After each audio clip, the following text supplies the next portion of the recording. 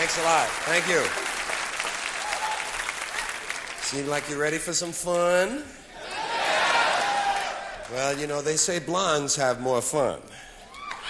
Unfortunately, they also have more VD. Just kind of goes with the territory, you know? I'll tell you something else. Between herpes and AIDS, I don't care if I ever get laid again as long as I live. And I'm certainly not going to be humping any Haitian hemophiliac homosexual heroin addicts. I say, no thanks, I'm going to the movies. Anybody with too many H's in their resume, I pass, you know? Tell you one good thing about herpes, though. Finally, the people from Brooklyn have a disease they can mispronounce. Herpes. That's the first one they've had like that since tuberculosis. They gave me something here to bring to your attention. This is, I see a message from the National Pancake Institute.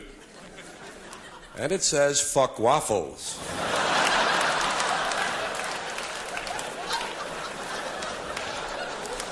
Something you'll want to keep in mind when you drop into Denny's a little later on this evening. Actually, if you don't mind, I'd like to begin the show with a prayer. Well, I'm not too sure about prayer in school, but I definitely believe in prayer in comedy. Some nights it's absolutely necessary. And this is a little prayer that I wrote myself. I don't mean I wrote it to myself. I mean, me, myself, personally, I wrote the goddamn prayer. And it's dedicated to the separation of church and state. Our Father, who art in heaven, and to the republic for which it stands. Thy kingdom come, one nation, indivisible, as it is in heaven. Give us this day as we forgive those who so proudly we hail. And crown thy good into temptation, but deliver us from the twilight. Amen. Just a little way to begin. Thank you. I appreciate that. Well, thanks. I don't believe you're supposed to cheer a prayer. But we do still have time for a quick Hail Mary. Not quite that quick, sir. Those of you who are Catholic will recognize the quick Hail Mary. Hail Mary, full of earth, amen. Actually, there's a quicker version. Amen. That's the one you say when you're falling from a truck. You can get in 8 or 9 of them before you actually hit the pavement. And now, God, my requests. I always save my requests for after the formal prayers, don't you? Sets them up. Please, God, let me do a good show tonight. Don't let me be an asshole. Don't let anyone yell, too late. And punish those who do.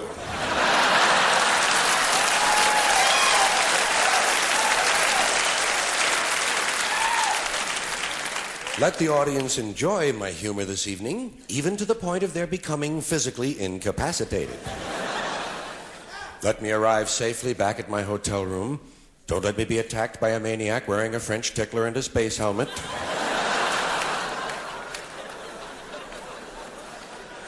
Don't let my beard become entangled in the gears of a transcontinental bus.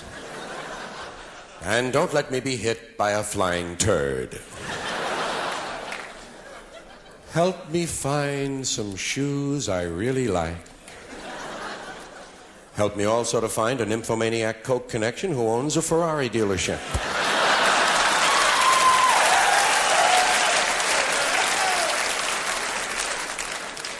Don't let me catch VD from a female welder. Don't let me catch VD from a male welder. Don't let me be kicked in the face by any really big animal. Teach the dog to respect our new carpeting. Give Barry Manilow a boil on his ass. And if it's at all possible, God, please try to make all of our sex organs even larger than you did the first time. Well, I always like to throw in one request that everyone else can get in on, too. Like to get my prayer done early in the show, get it out of the way, you know. Like to keep my lines of communications open with the man who lives in the clouds. That's what I call him, you know. People have different names for God all around the world. They call him Allah, Jehovah, Yahweh. I call him the man who lives in the clouds. Kind of keeps him on my mental level that way.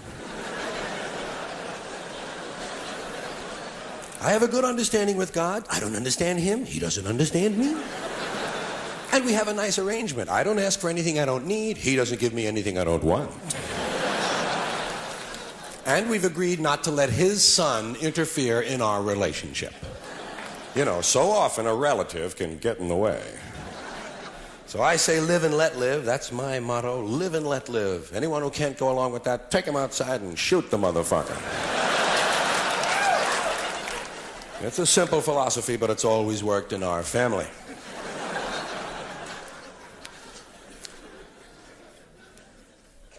That's weird. Just had that little feeling. You ever get that funny little, that kind of feeling, that vuja day? You know, not deja vu. This is vuja day. This is the strange feeling that somehow none of this has ever happened before. And then it's gone. By the way, this is our 200th show in a series of 114. And is dedicated to the St. Louis home for the totally fucked. All proceeds from the show will go to help support research against the terrible affliction frothing at the crotch. Well, it was either that or inverted nipples, you know?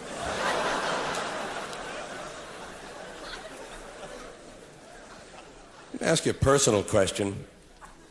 Have you ever tried to fart and blow your nose at the same time? You can't do them together, can you? It's like you're afraid you'll lose complete control.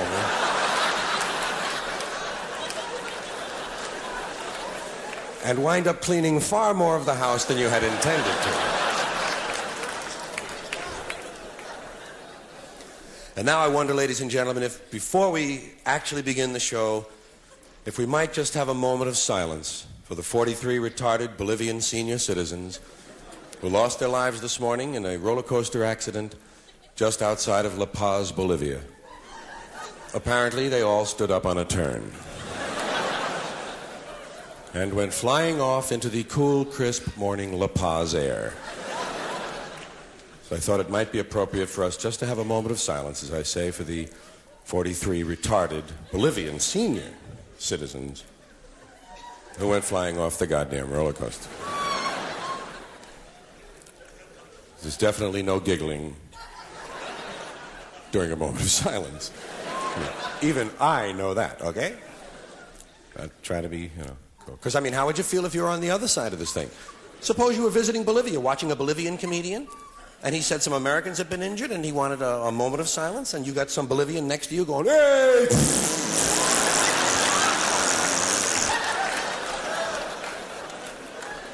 Hey, you'd be highly pissed, you know?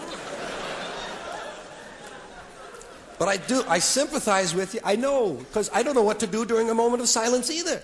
What do you do? What do they expect of me during this moment of silence? They don't say pray. Let them ask if they want that. Fuck them, I'll pray. Hey, pray! They don't say that. You go to the ballpark and all they say is, silence.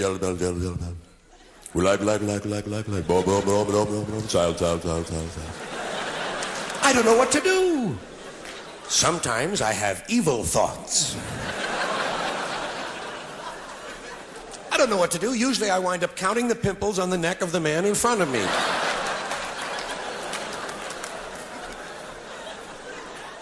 Looking for a whitehead with a hair growing through it, you know?